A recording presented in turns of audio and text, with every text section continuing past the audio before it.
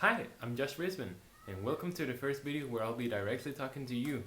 For those of you who don't know, I've been a big Taylor Swift fan since March 13, 2013.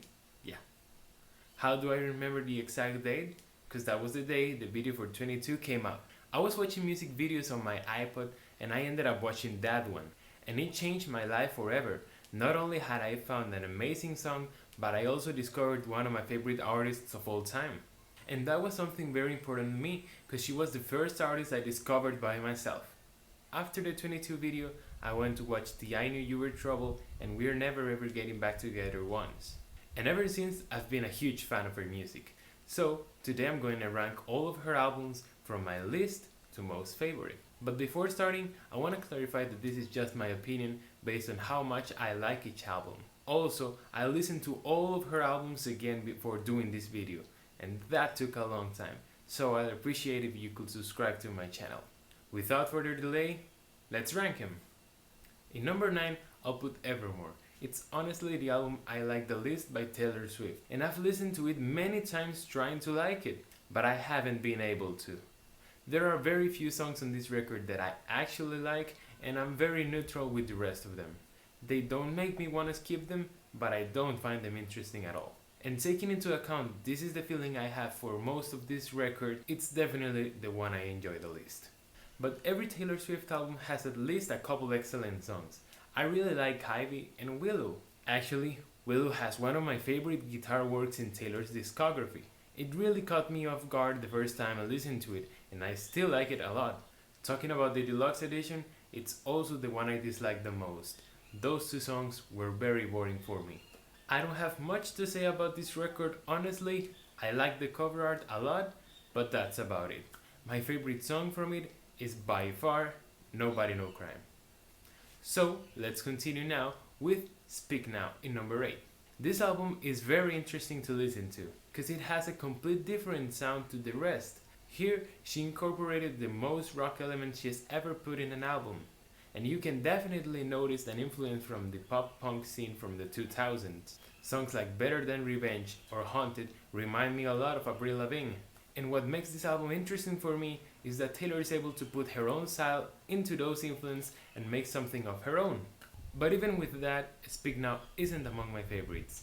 It's a great and very enjoyable album with great songs like Enchanted, but I just prefer the other ones better. I don't have much to say about the deluxe edition. I like Hours, and especially if this was a movie. I don't think the rest of the bonus tracks add much to the album, but the acoustic version of Haunted is amazing. And the cover art for the deluxe edition with the red dress is fantastic. My favorite song from Speak Now is Back to December. It's a song I love. And talking about love, in number 7 I'll put Lover.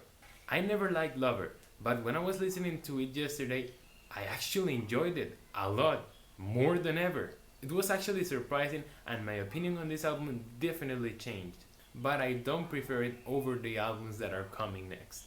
Still, Lover is a very decent record. It has one of the most consistent listening experiences in Taylor's discography. And I think that's great, because it all feels connected. It also has amazing songs like Cruel Summer and You Need to Calm Down.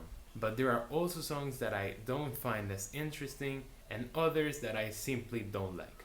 One of my most controversial opinions regarding Taylor Swift is that I don't like The Archer or Cornelia Street. Don't think they are bad, but they are very neutral to me. I want to make justice for a song people tend to forget about though, and that's Miss Americana and the Heartbreak Prince. Like, come on, it's such a good song. My favorite one from this album has to be the title track, Lover. It's just a beautiful song. Okay, I know this one is going to be controversial, but in number 6, I'll put 1989.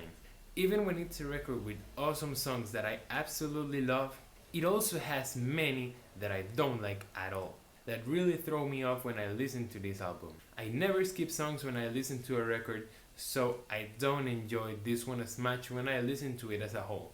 And I prefer to listen to the separate tracks I like from it. Even when it's not my favorite, I consider that Taylor's decision to experiment with her sound gave a new sound to her music that prevented her from getting stuck in the same genre. And well, it has some of my favorite Taylor Swift songs ever, like I Know Places, Bad Blood, or Wildest Dreams. A great thing about 1989 is the deluxe edition, because it features 3 really good bonus tracks, especially Wonderland. A great song that should have been included in the standard edition. With everything said, I don't think this album is bad, it's just not my cup of tea. Choosing a favorite one from it is hard, but I think I'll go with Shake It Off. This is where you start to notice that I'm a big fan of the country sound Taylor had at the beginning of her career, because in number 5, I'll put her debut album. Taking into account that this was her first album, I think it has a really defined and well executed sound. She was just 16 and already had amazing songwriting skills. I really like this record. I enjoy all the songs on it. Some more than others, like Tied Together with a Smile or Cold as You, which are great tracks. But I could totally vibe to those that I don't like as much. I consider it a very solid album to start a career, and it has aged pretty well. Of course, her later albums will be bigger in pretty much every sense, but I think it's still a great album that shows the early stages of one of the biggest figures in music today. Also, the deluxe edition includes really nice songs like I'm Only Me When I'm With You. So I think those are bonus tracks that are worth a listen and add some extra value to this album. Right now, my favorite song from this record is Should Have Said No. Moving on, I'll put Reputation on number 4, which is known for being Taylor's comeback album after disappearing from the public eye. In my opinion, this album takes the things that 1989 did good and does them even better. It has some of my favorite Taylor Swift songs ever, like Ready For It, which is my favorite opening track by her, Dancing With Our Hands Tied, This Is Why We Can't Have Nice Things, and there's still many more amazing songs on it.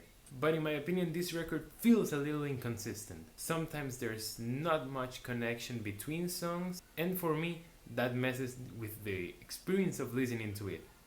I prefer to listen to the separate tracks rather than the whole thing.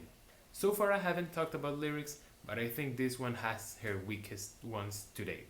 I do consider them a downgrade compared to the great improvement she had in 1989, but luckily this was just a one album thing. Cause in Lover, the lyrics were great again, and they got even better in Folklore and Evermore. I understand all the people who say this is her favorite record by her, and it has a bunch of great songs. Out of them all, my favorite one is Getaway Car. It's a fantastic song, and it features one of her best choruses ever. So, finally, top 3. Number 3, Fearless. Fearless is great, and I think it's the only album where I don't dislike a single song. That doesn't mean it's perfect. There are some songs that are just okay, but I can listen to them and perfectly enjoy them. And the songs I do like from this record are amazing. Fearless, the song, is my second favorite opening track in an album of hers. Breathe is a great song, and You Belong With Me is one of my favorite songs ever. The deluxe edition of Fearless has tracks that I think are worth a listen. It includes Come Back With the Rain and Jump Then Fall, which I think are very good tracks. I also enjoy the re-recording of Fearless a lot. In my opinion, most of it sounds better than the original one, especially in the instrumental part. And that made me like songs I hadn't paid attention to before. The From the Vault tracks were mostly good, not life-changing but very enjoyable. I especially like Don't You and Bye Bye Baby. In general, I think this album is a very solid one, and my favorite song from it is Love Story. Number 2, Folklore. Folklore has my favorite album experience by Taylor Swift so far. Up to Mad Woman, I think this album is amazing and I love all the songs in between. But I think it gets a little messy in the last 4 songs. Epiphany is a song I don't like at all, and it really throws my listening off. Then it comes Betty, which may be my favorite song from Taylor Swift in the past years. But then the album finishes with Peace and Hoax. I like those songs, especially Peace. But after Betty, for me they feel a little weird. I think there's a song missing between Betty and Peace to make the transition right. Talking about the deluxe edition, here's something that really annoys me. Cause sometimes Taylor's not the best at picking the track list for an album. The Lakes is a fantastic song, and that's the song that's missing between Betty and Peace. It should have been there in the standard version. For me it makes no sense that this song is put at the end of an album as the bonus track. But I can't do anything about that. This album is amazing. In my opinion, the best as a whole. And my favorite song from this album is Betty. Number 1, and by far my favorite Taylor Swift album, Red. It has pretty much everything I love about Taylor Swift done in the best way. It has country, it has pop, it has rock. And she put them all together and made some of the best songs of her entire career. That run from I Knew You Were Trouble to We're Never Ever Getting Back Together may easily be my favorite 5-song run in any album. The second half of the album has great songs too, like Everything Has Changed, Stay, Stay, Stay, and Begin Again. So I think the whole album is very complete. Maybe a bit long, but it's definitely worth it. The only thing I don't like as much from this album is the track selection. For example, the beginning of the album is very slow. It takes its time to take off, and that may draw many people's attention away. There's also songs that I don't think they belong where they are. Treacherous is a song that I would have put towards the end of the album instead of the beginning, and I would have totally preferred the songs on the deluxe edition over the weakest ones in the standard version. And talking about the deluxe edition, I really like those 3 songs. Yes, even Girl at Home. I've always loved it. And I think they are absolutely worth the listen to. Come Back Be Here is one of my favorite songs on this album, and it may be my favorite bonus track in any of her albums. I'll say it again, it should have been in the standard version. Also, the re-recording released last week is one of the greatest things I've listened in years. Not only did she do a fantastic work on making pretty much exact copies of these original songs, but she even made some of them better. And that shows how much the production can impact on an album. I felt as if I was listening to these songs for the first time again, and I can't express how happy that made me feel. Oh, and the From the Vault songs were surprisingly good too. Better Man and I Bet You Think About Me really blew my mind out. And of course the long-awaited All Too Well 10-minute version was incredible.